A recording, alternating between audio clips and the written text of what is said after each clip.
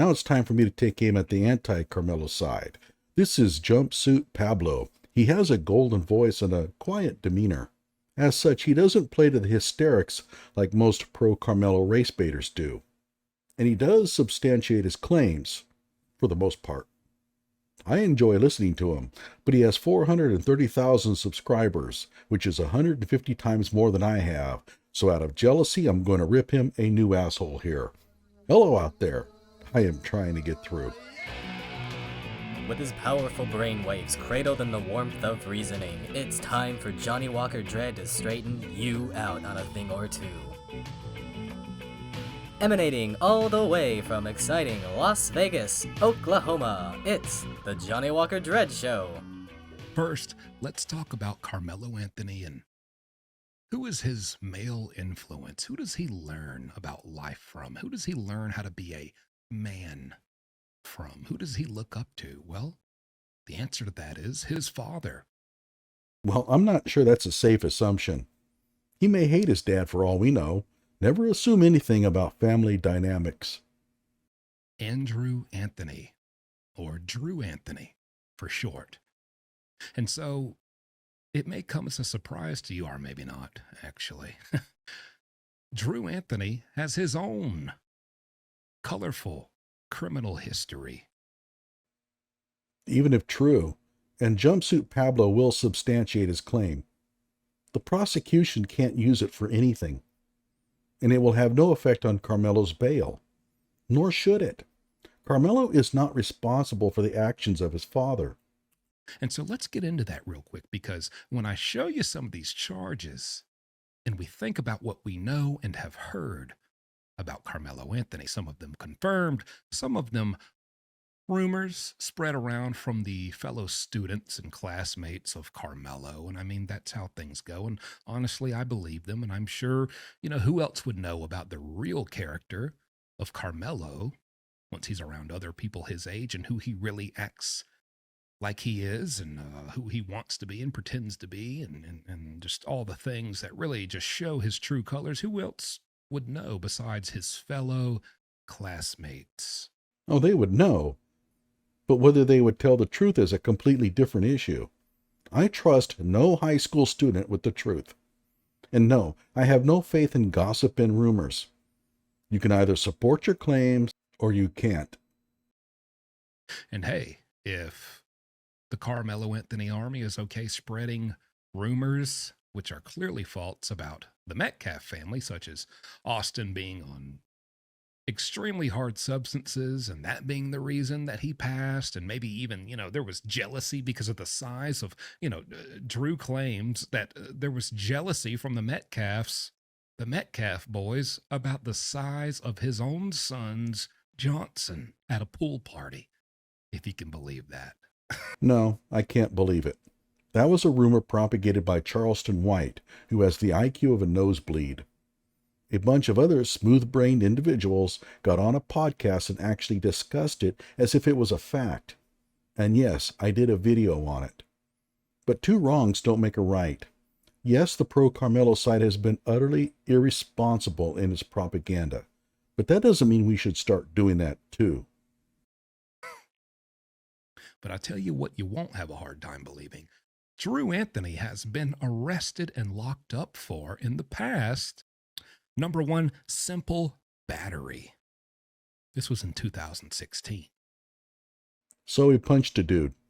That could be serious or not. Quite often, this just means he won the fight. And yes, he looks more thuggish without the Urkel glasses. Simple battery. Boy, I guess Karmelo really was inspired by that action you took, Drew. Except he took it a step or several steps further. Right? If Dad does it, I can do it. But I'm going to do it to the 10th degree. Do we even know if Drew mentioned this to his kid? Does his kid even know about it? Sorry, but I just don't see much of a connection here. And he did. Let's look at some more. Reckless operation of vehicle. Theft. theft. I mean, theft, and more. I'm not just stuttering. I'm not theft. No, that's 3 thefts. Okay, this is more serious in my opinion because I hate thieves. Why doesn't Jumpsuit Pablo click on the View Details link? And what's the connection to Karmelo? After all, the theft charges are nonviolent. Nothing here leaps out at me as being relevant to Karmelo's case. He thieved 3 times. What do we know about Karmelo? His classmates say he was known to be a thief. He was known to rummage through students' backpacks at these sporting events, seeing what goods and phones and valuables, watches, whatever he could find, money.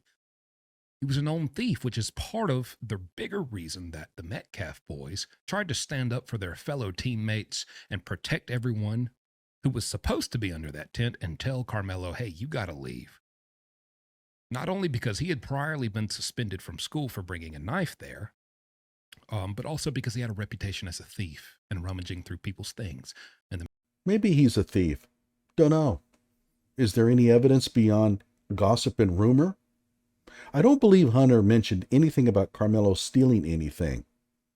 Now, his mother did say that the reason why they don't allow players from other teams inside their tents is because of the possibility of theft.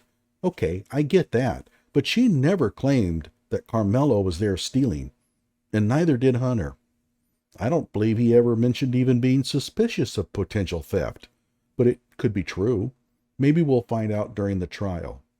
Metcalf boys were trying to stand up and protect their teammates and schoolmates from this thief. Where did Karmelo learn to be a thief? Probably his dad, clearly. I mean, he learned. Well, no one learns to be a thief. Stealing is an inherent motive that civilized people avoid. I mean, he learned to batter people. Except when Karmelo batters people, he kills them. Hey, they say you always want your son and your kids to go farther than you, right? I guess he did take it a little further, didn't he, Drew? Just not the way you thought. He's a known thief. Word around school is. He's a known thief, word around school is. I'm sorry, but that logic doesn't hold.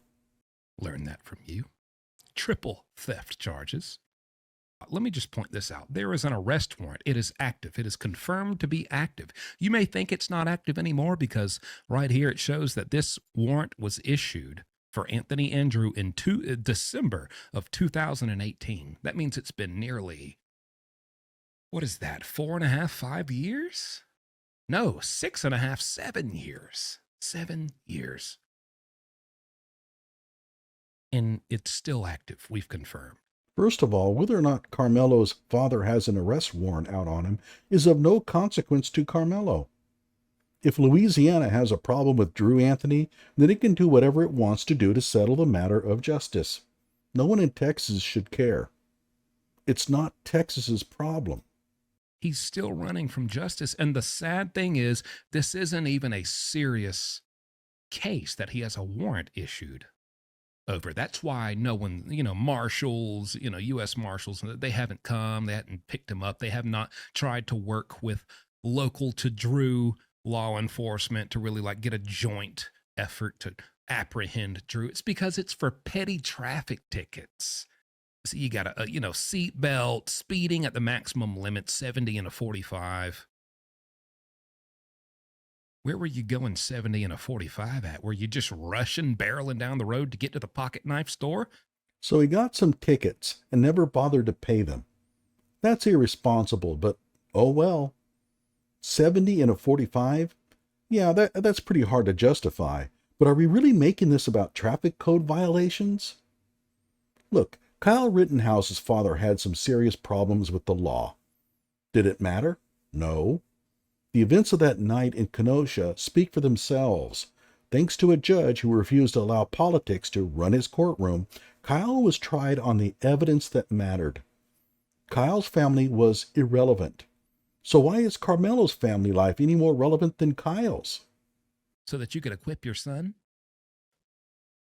But that's the thing. You can't even show up. 7 years, you can't show up. Take accountability, swallow your pride, man up, turn yourself in, go to court, and what is a seatbelt and a speeding ticket gonna get you, buddy?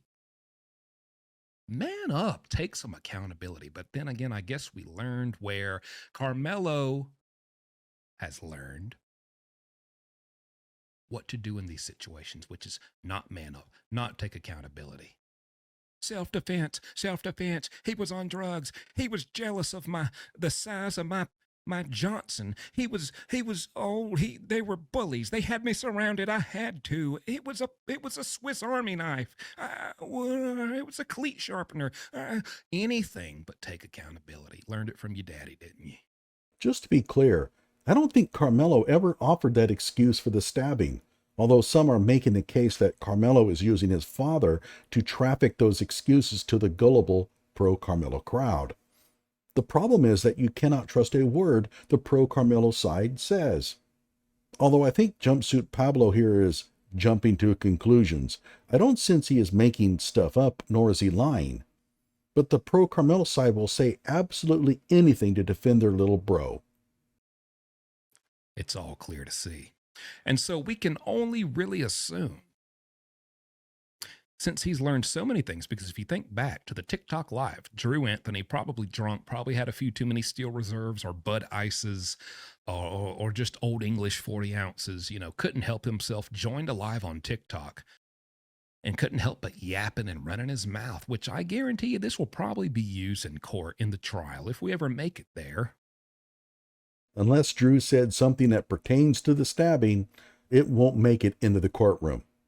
None of this Jeff Metcalf said this, Drew Anthony said that is admissible. Neither of the two fathers are parties to the trial. They're not victims, nor are they even witnesses. Now, if Drew says, Karmelo told me that he enjoyed gunning that cracker, then the prosecution can force him to the stand to tell the jury what Karmelo said. The statements themselves are just hearsay. But so far, I have heard nothing from Jeff or Drew that is A, substantiated, or B, relevant to anything.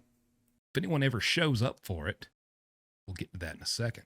Drew Anthony couldn't help but expose himself by asking the question, hey, you want to judge me? Well, what would you do if you knew that your son was supposed to fight somebody? And that he had beef with somebody and he was supposed to fight them. And so you bring him up to the school so that they can fight. And then when they fight, your son accidentally hits him so hard that he kills them. So how are you going to judge me? What would you do in my situation? Basically, that's what he says. So I would seriously question whether that was truly Drew Anthony. Those statements seem too contrived to sound real. How was Drew Anthony's identity proven? If no one bothered to offer proof that it was Drew Anthony making those comments, then I suggest not wasting time on them. He essentially admitted to the fact, Drew, you knew your son wanted to have a violent physical altercation with Austin Metcalf. You drove him to a school event that he was not supposed to be at and not allowed to be at. I would like proof of that as well. I have heard that argument numerous times, but I have never seen anyone substantiate it. He next goes off on Karmelo's fundraising. I don't care about that. If people want to give the Anthonys money, fine. None of my concern, so I'm going to skip ahead. Like they shown, they raised the goal to $1.4 million, hoping to get an additional right around $1 million. If they get even a portion of that, I guarantee you, Karmelo is what reason? Who's teaching him that he even has to show up? There's a coin flip of a chance. There's a 50-50 chance, really not even 50-50. In his mind, maybe 50-50, but to those who are informed, there's really not, it's more like a 80-20 chance that you won't get minimum life in prison. Well, he's not eligible for the death penalty. So life in prison would be both the minimum and maximum? Okay. Unless the prosecution has evidence that Karmelo plotted this out, I doubt he gets more than 20 years. If he's convicted, his defense team will persuade the jury to lower the conviction to a second-degree felony. That's where I would put my money. Life in prison for a 17-year-old with no prior record? Nah, I'm not seeing it. Why would you even show up to that, especially when daddy's shown you This is the way to go about your life. And hey, he's just fine. He's living lavish. He's got new cars and a new house. You got to know the code to even enter the gate to get in his neighborhood. Daddy don't go to court. Daddy don't take accountability. Or Daddykins doesn't face the music. Why should I? Why should I? You're going pretty far with that warrant for traffic tickets, dude.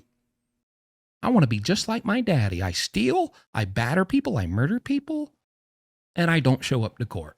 I guarantee you, Karmelo Anthony, there's going to come a day. Karmelo Anthony is going to try to escape justice, and he is not going to show up to court. Your guarantees mean nothing to me. Unless you want to put some money up on it, then they might mean something. Karmelo has zero chance of living on the lam. He's too young to survive on his own. He doesn't know how to evade the law, and every police agency would be looking for him. Today, it's really hard to avoid the cops. There are cameras everywhere. They can trace your phone, your credit card usage.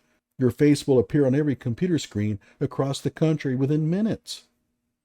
I would be mightily surprised if he jumps bail.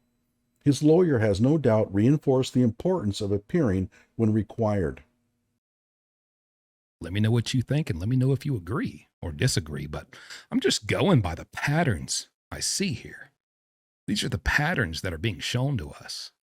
He has no reason and no influential man in his life to teach him that he needs to show up and face the music. Every man in his life is a criminal, a former convict. Dominique Alexander, convict, multiple times. His father, convict, active fugitive. Fugitive father, by the way, fugitive father. Maybe that's why the mother's always speaking up every time they have a press conference, and Drew never seems to want to really get in the limelight too much. He's a fugitive. He's probably up there sweating bullets, fogging up his little glasses, wondering if somebody from Louisiana Police Department's about to apprehend him. While he's in Texas? Not likely.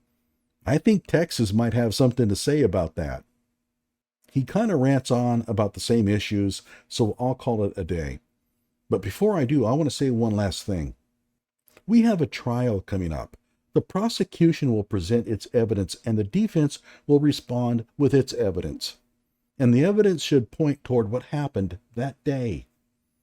What Karmelo was thinking, what he did, and why.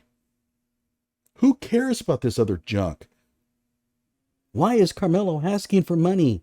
What did his father say? What did the father of Austin say? Who cares? Karmelo either acted in self-defense or he did not. Let's focus on probative arguments and leave this innuendo, gossip, and character assassination out of the equation, shall we? Like my video and subscribe to my channel.